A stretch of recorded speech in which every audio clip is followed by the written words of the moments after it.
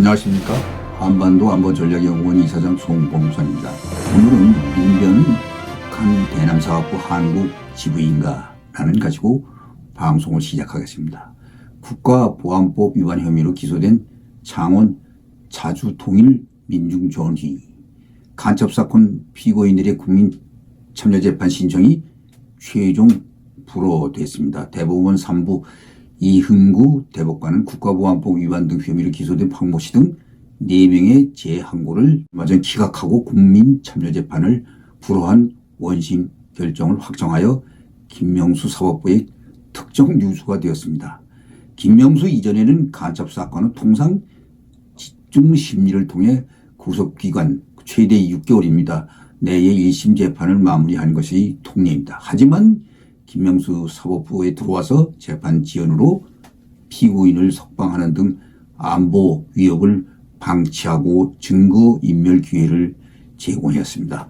지난 2021년 이후 재판에 넘겨진 6건의 간첩 사건의 경우 1심 공판이 2년 넘게 진행 중이거나 공판 자체가 아예 열리지 않고 있습니다. 일본계 페루 국적 북한 공작원과 접선한 혐의로 2021년 6월 구속 기소된 이 모는 지난달 7월 17일까지 2년여 동안 11차례의 공판을 질질 끌면서 열리는 바람에 구속 만료로 석방되었습니다.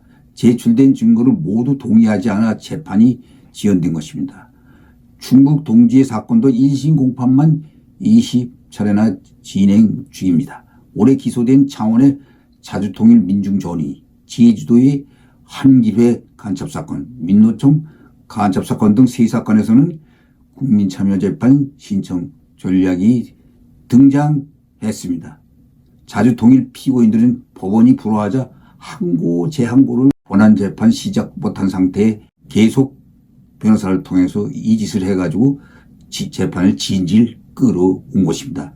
이들 3사건 피고인들은 9월과 10월, 11월로 구속기간이 만료됩니다. 모두 형사사법 체계를 교묘하게 이용해서 재판 지연 전략을 구사한 것입니다. 이들 사건 변호를 맡은 40여 명의 변호사 중 30여 명이 민변 소속입니다. 민변은 천안함 폭침도 북한 어뢰 공격에 의한 것이라는 민군 합동조사단의 조사 결과를 부인했고, 중국 소재 유경식당 종업원 집단 탈출에 대해서도 잊지 않은 국가정보원의 기획 이국서를 제기한 바 있습니다. 그 연장선상에서 간첩사건 지연 전략도 주도하고 있습니다. 이들은 북한 대남공작기관의 한국 지부인지 그 정체가 의심스럽습니다. 사실상의 북한 대남사업부 한국 지부 역할을 하고 있다고 보여집니다. 지연 전략으로 수사 전차를 문제 삼는 김명수 사법부에서 이러한 일이 계속되고 있습니다. 이쯤 되면 민변이 간첩들과 일심동체가 되어 김정은의 북한 정권이 대한민국 정부를 전복하려는 측면 지원 활동이 합법적으로 벌어지고 있다고 할 수 있겠습니다. 지난 3월 기소된 자주통일 피고인들은 4월에 국민참여재판을 신청했었습니다. 법원이 이를 허락하지 않자 항고, 재항고를 했었습니다. 대법원이 국민참여재판 여부를 결정하기 전까지 4개월 넘게 국가보안법 위반 혐의 원래 사건의 재판은 시작도 못했습니다. 한길의 피고인들도 국민참여재판 신청 배제 결정을 받자 항고한 상태입니다. 민노총 피고인 4명은 지난 6월 공판 준비 기일에서는 모두 국민참여재판을 원하지 않는다고 했다가 지난 17일엔 피고인 2명이 국민참여재판을 신청한 일도 있었습니다. 올해 기소된 국보법 위반 혐의 사건 중 불구속 기소된 전북 시민단체 하모 씨도 국민참여재판을 신청했습니다. 국보법 사건 재판은 일반 시민 배심원들이 참여하는 국민참여재판으로 진행한 일이 없었습니다.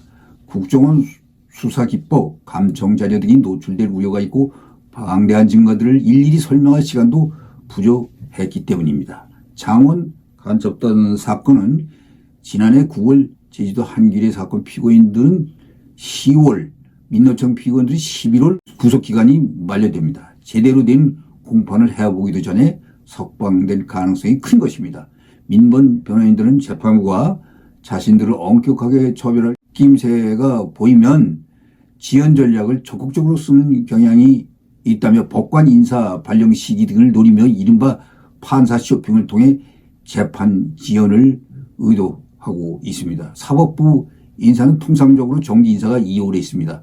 국보법 사건 변호로 유명한 A 변호사 등 민변 출신 변호사들은 재판 지연 전략을 주도하고 있습니다. 한 사건당 10명 안팎의 민변 변호사가 변호를 맡고 있고 두세 개 사건에 이름을 올린 이들도 다수 있습니다. 김명수 사법부가 과거에 비해 피고인 변호인의 재판 지연 전략이 일반화되고 있기 때문입니다. 10년 전 이석기 전 통합진보당 의원이 국보법 위반 혐의 등 사건 때도 민변의 변호인단이 압수수색 절차 문제 등을 따진 적도 있습니다. 그러나 당시 법원은 무리한 유혹으로 받아들이지 않았고 신속하게 재판을 진행했습니다. 이석기 확정 판결은 2013년 9월 기소로부터 약 1년 4개월 만인 2015년 1월에 나왔습니다. 민변이 무엇을 바라는지 몰라도 아마도 적화 통일이 되면 모두 한자리 하려고 하는지 모르겠습니다. 북한은 6.25 전쟁 당시 판사, 검사, 변호사 등 90여 명을 납치해 갔습니다. 그들은 지금 어찌 되어 있는지 거의 행불입니다.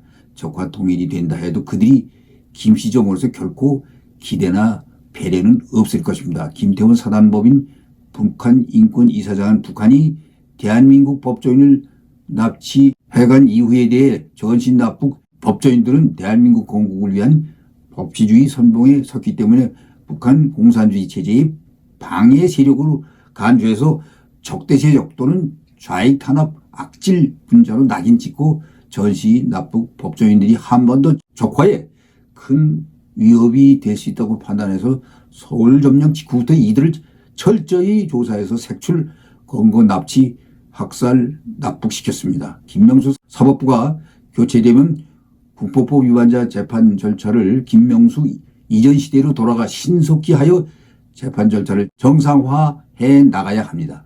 대공수사권의 국정원과 경찰의 이원 체제에서 경찰이 내년 1월부터 단독으로 운영하게 되었고 경찰은 글로벌한 간첩망을 수사를 하기 전엔 모두 객관적으로 역부족이라는 이런 지적을 받고 있습니다. 왜냐하면 해외 수사 역량이 미흡하기 때문입니다. 그러나 문재인 정권은 대공수사권을 경찰로 넘기면서 검수완박을 만들어가지고 검찰을 농락하였습니다. 희대 좌파 문재인과 김명수가 민변 출신자들 중용, 공안사범, 간첩들의 재판까지 지연시키니 이 나라가 법치나 자유민주주의가 존재하는지 기가 막힙니다. 새 대법원장이 9월달에 임명되면 이 모든 것을 일신시켜야 한다고 봅니다. 시청해 주셔서 감사합니다.